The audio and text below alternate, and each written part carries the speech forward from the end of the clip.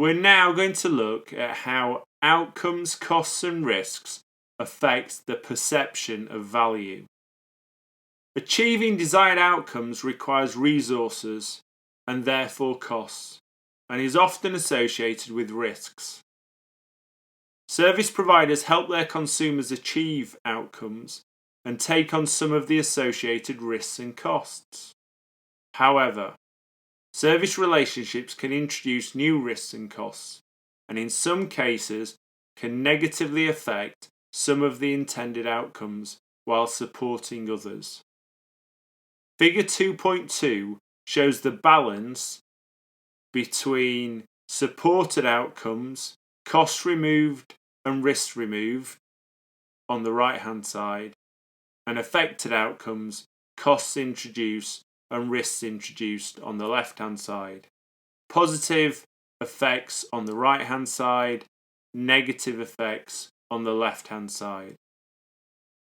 Service relationships are perceived as valuable only when they have more positive effects than negative effects. We can then say the service delivers value. It's important that we understand the difference between outputs and outcomes. An output is a tangible or intangible deliverable of an activity.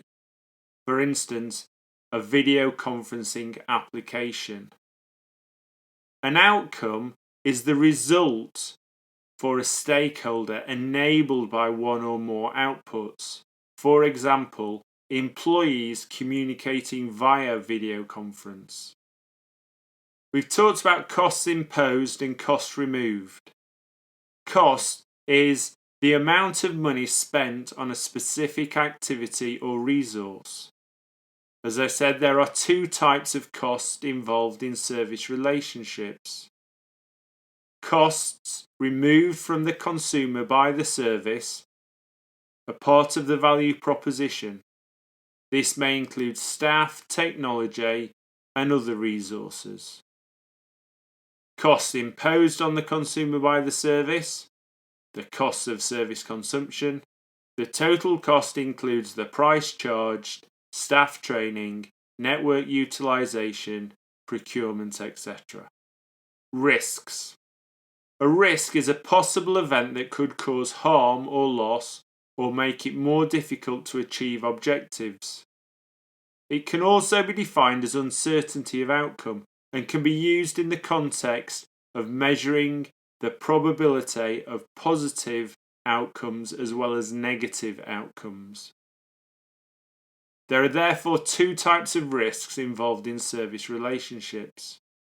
Risks removed from a consumer by the service, part of the value proposition.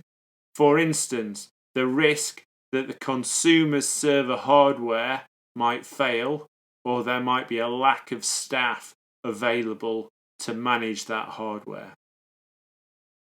A service may only reduce a consumer's risks. A consumer cannot avoid risk by taking out a service. The consumer just changes the nature of the risk. The only way to avoid a risk is to not engage in an activity. So when you take the ITIL 4 foundation exam, there is a risk you will fail. The only way to avoid the risk of failure is to not take the exam. But then you're also avoiding the risk opportunity of the positive outcome of passing. The second type of risk is risks imposed on a consumer by the service, risks of service consumption. For instance, a service provider ceasing to trade or experiencing a security breach.